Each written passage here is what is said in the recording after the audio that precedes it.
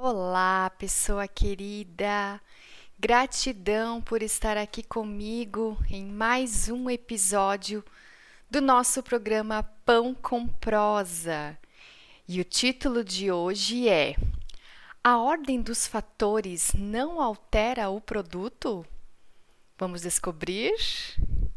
Os temas que iremos tratar hoje têm a ver com a estrutura da língua, textos objetivos e subjetivos, coerência e coesão textual.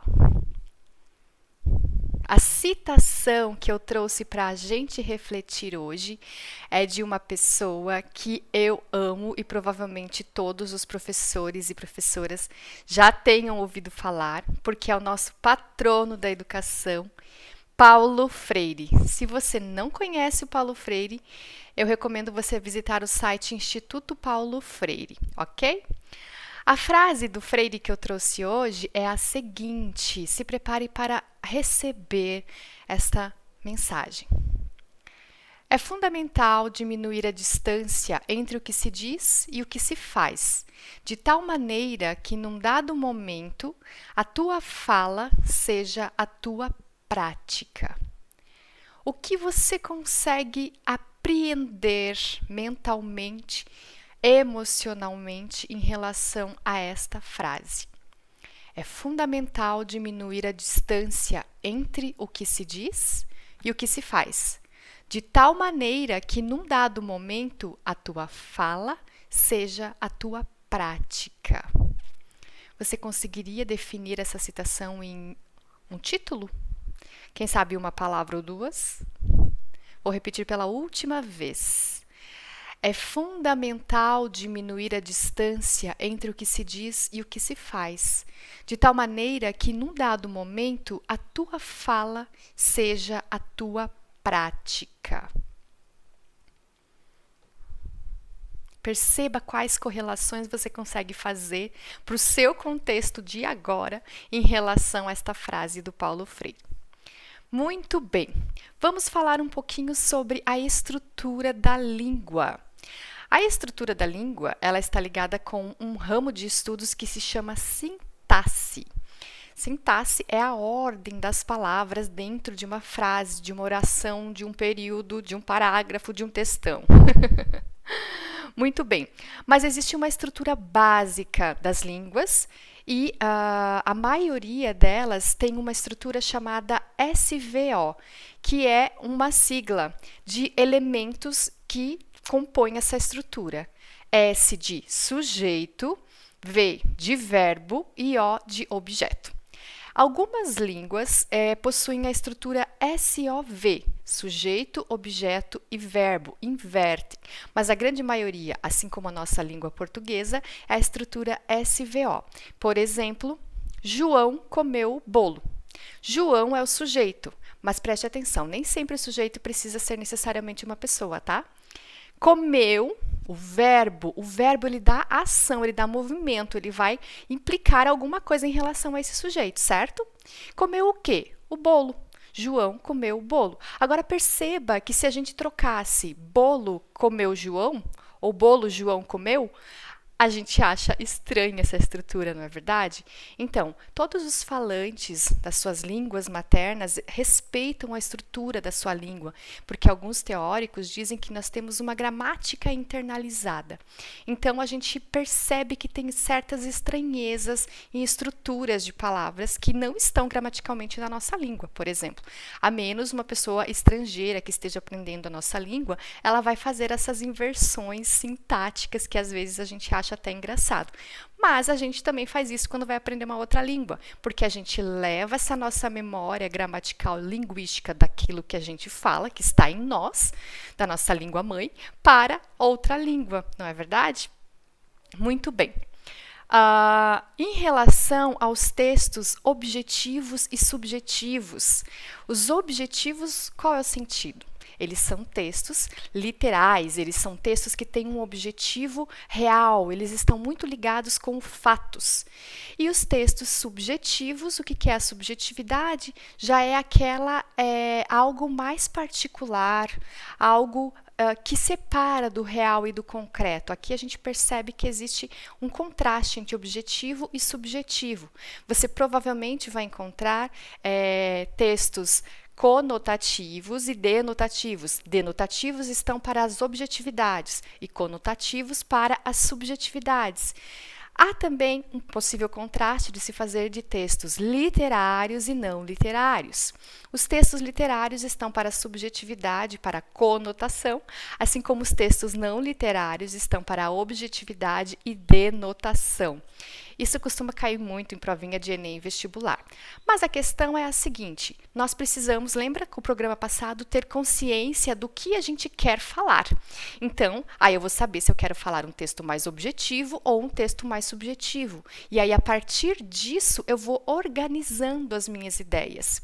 Porque aí eu vou perceber, eu quero escrever uma notícia. A notícia é um gênero textual. E dentro desse gênero textual notícia, eu posso trazer o quê? Uma narração, porque eu vou falar talvez de um sujeito e de algo que aconteceu.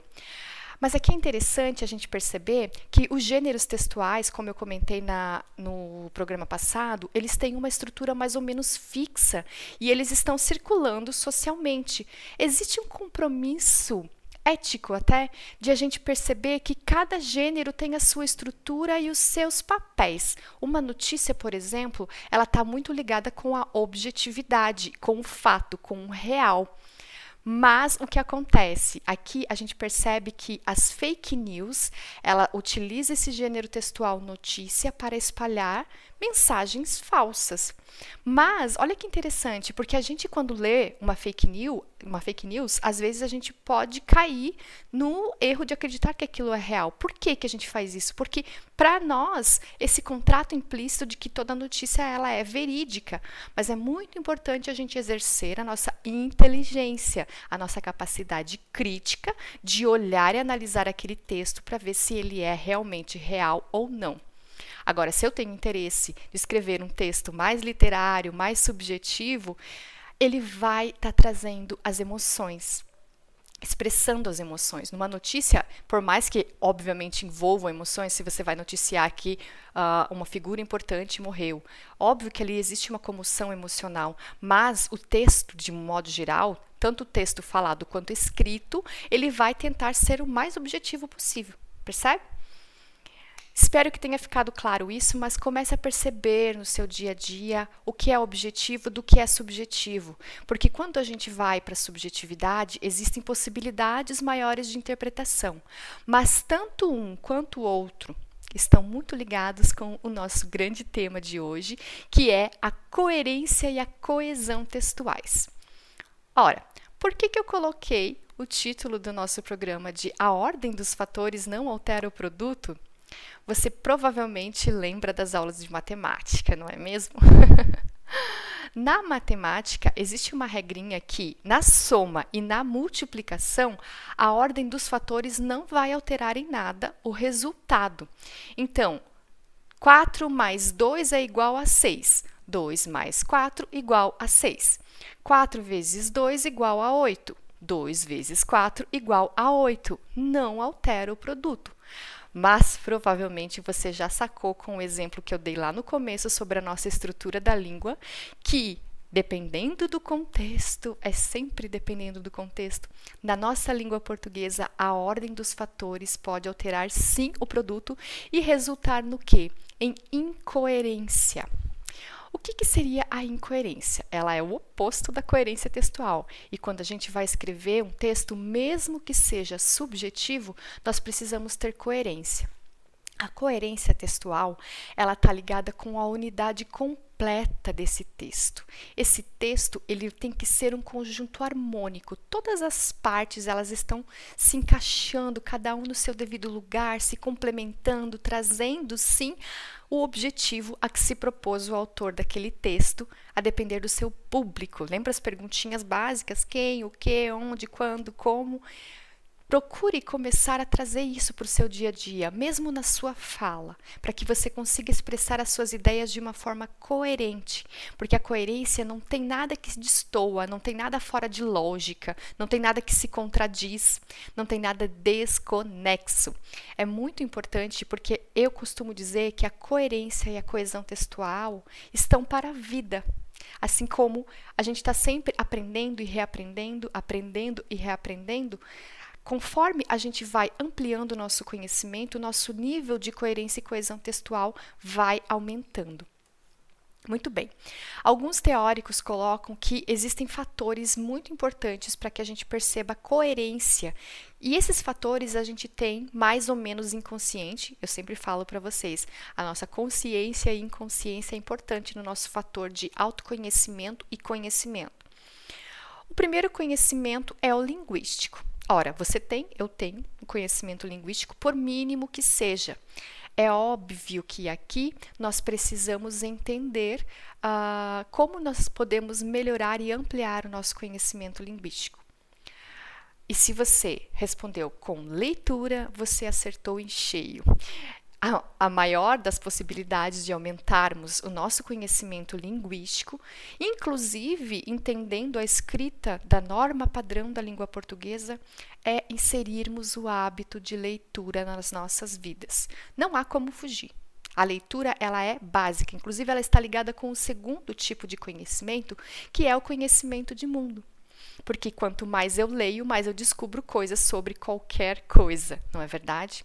É óbvio que, como eu comentei sobre fake news aqui, a gente precisa também ter em mente que precisamos usar a nossa inteligência, que é a nossa capacidade de escolher entre as opções daquilo que é confiável e daquilo que não é confiável. Porque sabemos que a internet ela pode ser uma bênção ou uma maldição, não é mesmo? E o terceiro fator são os fatores pragmáticos e interacionais. Ou seja, isso aqui está muito ligado também com o nosso programa anterior, porque quanto mais clareza eu tenho do que eu quero falar, para quem eu vou falar, em qual contexto, eu vou adequar a minha fala. Eu vou adequar e organizar a ordem, a estrutura dentro de um gênero textual específico, usando tipologias específicas. Tudo isso está muito ligado com a coerência desse todo, desse texto, seja ele um pequeno parágrafo ou um textão, TCC, dissertação, tese, ou mesmo redação, né, de Enem vestibular. Muito bem. Outra coisa que é muito interessante quando a gente vai perceber o nosso conhecimento de mundo, ele está muito ligado com as inferências. O que significa isso? Ora, o conhecimento de mundo, ele tem a ver com a sociedade, a cultura onde eu estou inserida. Então, dependendo do contexto, sabe aquelas brincadeirinhas que a gente faz, umas piadinhas internas, que a gente costuma dizer? Inferências. Aquelas pessoas que estão ligadas e têm conhecimento daquilo, elas conseguem perceber. Outras pessoas não conseguem perceber isso. Nós conseguimos, inclusive, isso a gente chama também conceitualmente de intertextualidade e interdiscursividade. Às vezes, eu ouço uma frase, ouço uma citação, eu trago uma citação aqui para você, você pode lembrar de uma música, ou você pode lembrar de um filme. Isso é intertextualidade e interdiscursividade. As inferências que a gente faz e a gente acaba ampliando o nosso conhecimento. Mas, perceba, quando eu não tenho esse conhecimento, o que eu preciso fazer? Ir atrás, descobrir quais são as relações que estão naquela ligação, né, de coerência textual. Percebe que essa coerência realmente tem a ver com conhecimento e não apenas com um sentido meramente objetivo, embora ele também seja importante, mas as inferências são importantes também.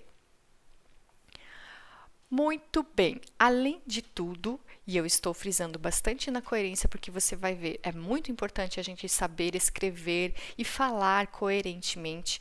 E além de tudo, por que não estar trazendo essa frase que o Freire nos coloca de que nós precisamos alinhar a nossa fala, o nosso discurso com a nossa prática. E aqui a gente poderia ficar discutindo o dia todo, não é verdade? O primeiro princípio de uma coerência é o princípio da não contradição. Eu não posso falar A e negar A. Por exemplo, João é feliz. João acorda todos os dias triste. Percebe? eu estou dizendo que ele é feliz, daqui a pouco eu estou dizendo que ele é triste, ou seja, por consequência, ele não é feliz, eu estou me contradizendo. É muito comum na fala a gente se contradizer. Por quê? Porque muitas vezes a gente não organiza aquilo que a gente quer falar. E aqui eu vou te dar uma dica que é algo assim, uau, você vai perceber como é muito importante. Uma ferramenta que ajuda demais nesse processo de a gente organizar as nossas ideias, colocar em ordem para ter clareza e coerência. Escrever. Isso mesmo. Quando eu quero falar em público, principalmente, usar a escrita como um suporte da minha fala é essencial. Quando eu estou falando aqui com você, eu estou, obviamente, acompanhando um roteiro de escrita que vai coordenar, conduzir a minha fala. Senão a gente acaba se repetindo. É normal do ser humano ficar, às vezes, nesse processo de repetição, que tem a ver com o segundo princípio, que é o princípio da não tautologia. Tautologia, esse palavrão, significa redundância, ou seja, muitas vezes eu estou falando ou escrevendo e eu fico me repetindo nas ideias.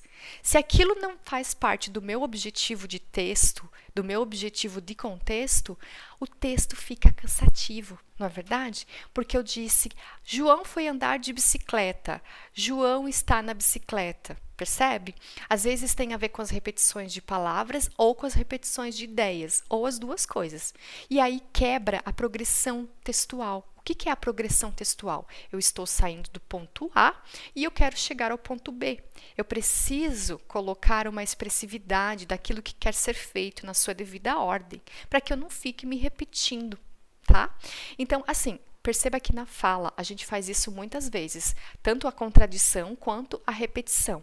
Mas quando a gente coloca isso no papel, na escrita, principalmente se for uma escrita formal, ou mesmo uma objetividade de uma reunião, de um encontro, de uma conversa que eu quero ter com o meu parceiro, a minha parceira, eu preciso organizar essas ideias, colocar em ordem, não é verdade?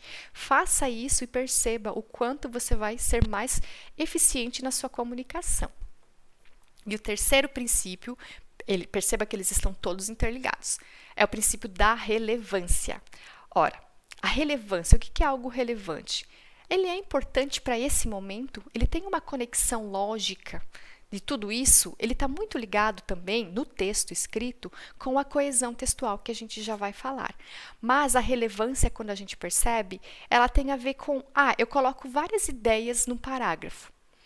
Mas essas ideias elas ficam fragmentadas. Eu estou falando, o João saiu de bicicleta, João está apaixonado pela Andreia, João é triste e não quer saber mais de encontrar Andreia. Percebe que eu trouxe textos fragmentados aqui, mas eles não se interligam, uma ideia não se conecta na outra. E eu estou repetindo muitas coisas aqui. Então, é muito importante eu perceber que não adianta apenas eu escrever um texto com seus significados isolados. Eu preciso entender o objetivo e o sentido dele num contexto maior. Porque, eu escrevo bem. Eu consigo escrever várias orações dentro de um parágrafo, transformando, essas orações são períodos, dentro de um parágrafo. Mas aquele parágrafo, ele tem um sentido? Lembre-se que cada parágrafo expressa uma ideia principal. Então, se eu quero falar do João andando de bicicleta, do João estando apaixonado, são temas diferentes, não é verdade? Então, seria interessante eu escrever cada um deles num parágrafo isolado, um parágrafo diferente do outro. E, inclusive, interligando uma coisa na outra. Porque aqui a gente já vai entrar na coesão textual.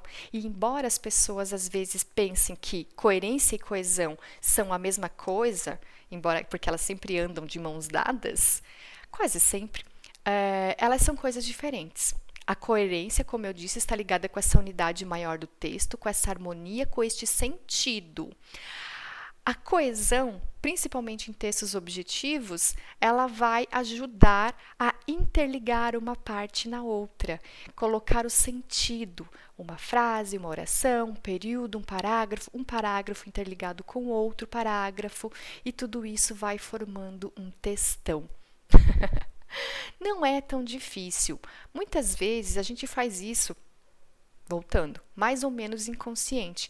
Mas a coesão textual, ela está muito ligada com esta parte mais gramatical, mais estrutural da língua mesmo. Lembra que eu falei para vocês que a estrutura da nossa língua é sujeito, verbo e objeto ou complemento? Tudo aquilo que a gente vai falar, existem os elementos principais e os elementos secundários dentro dessa estrutura da língua. Os sujeitos, o sujeito e o verbo são essenciais, eles são principais, digamos assim. E tudo que circula ao redor deles são os complementos que podem ou não aparecer. Pode acontecer de o sujeito não aparecer, de o verbo não aparecer, mas eles vão estar demarcados ali em determinados contextos, ok? Agora, sujeito, o que é esse sujeito? Nós sabemos, a gente consegue identificar isso automaticamente. Quem é, quem estudou, né? E você está aqui, provavelmente você já passou por anos de vida acadêmica, você consegue perceber o sujeito e o verbo e o objeto ou complemento daquilo. Esses complementos estão muito ligados com a coesão textual. Por quê? Quando eu falo João comeu o bolo, João é o sujeito, comeu é o verbo, o bolo é o complemento. O bolo aqui tem o o, né, que faz essa ligação. João comeu o bolo. E aí, se eu quisesse complementar mais ainda, eu poderia colocar João comeu o bolo do aniversário da Carla, percebe? Aqui eu já teria um outro complemento. Então, a coesão textual, ela vai estar muito... Nós usamos as palavras, algumas classes específicas de palavras que são chamadas de conectivos. Provavelmente você já ouviu falar disso. Esses conectivos, eles vão fazer essas interligações entre umas coisas e outras, entre sujeito, verbo e todo esse universo que resulta dessa interação entre esse sujeito e este verbo. Quando a gente olha para os conectivos de um modo geral, a gente precisa também saber aplicar eles com eficiência, porque muitas vezes acontece o quê? Quando você vai fazer cursinho pré-vestibular, por exemplo, você recebe muitas fórmulas prontas e elas podem ser úteis? Podem ser úteis, mas dentro de um texto e da sua própria comunicação, a autoria, a sua identidade linguística ela é importante. Lembra que a gente já conversou sobre identidade linguística nos capítulos anteriores? Então, não adianta de nada eu colocar, por exemplo, ali destarte, não obstante, que são elementos coesivos que eu posso estar usando no meu texto, mas eles ficam muito repetitivos e artificiais. Perceba isso, porque, inclusive, as próprias universidades já estão sacando que essas formulazinhas, elas vêm muito prontas e a gente acaba decorando. Mas exercite a sua inteligência. Perceba que, claro, se você está estudando, se você tem tempo para escrever, você pode encontrar um dicionário de sinônimos ou mesmo o próprio dicionário, né, para encontrar as palavras que possam ser mais adequadas para aquele contexto. Quais são as classes de palavras que geralmente cumprem esse papel de conectivo? São as preposições, as conjunções, os pronomes, os advérbios. Eu não vou me aprofundar aqui, porque são muitos e muitas, vários exemplos. A minha dica é, na sua dúvida, procure um site que se chama Norma Culta.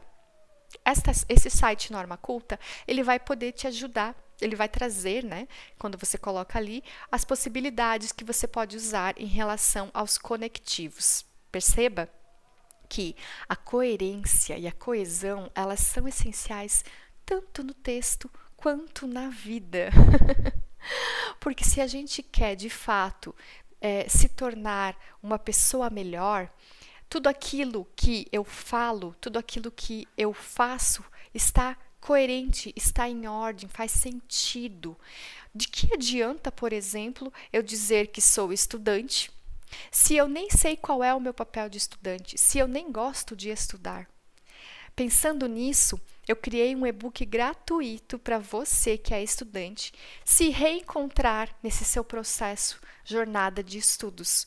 Esse e-book se chama Quem Sou Eu na Fila do Pão do Conhecimento? Sim, ele tem o nome do nosso segundo episódio e ele está muito interligado com isso, mas para além disso, ele traz um questionário com muitas perguntas que você pode até achar bobinhas, mas elas vão te ajudar a trabalhar no seu processo de inteligência emocional, conscientização e autoconhecimento. Além disso, este e-book traz um teste que você pode descobrir qual é o seu estilo de aprendizado. Se você não sabe qual é o seu estilo de aprendizado, ouça o podcast Quem Sou Eu na Fila do Pão do Conhecimento e baixe este e-book para você aprender e se reencontrar no seu processo de estudos. O meu objetivo com este e-book é te ajudar a se ajudar. Então, corre lá e baixa, ok? Se você tiver alguma dúvida ou alguma sugestão ou crítica, você pode falar comigo nos meus programas, nas minhas redes sociais. Vejo você na próxima semana. Um beijo no coração!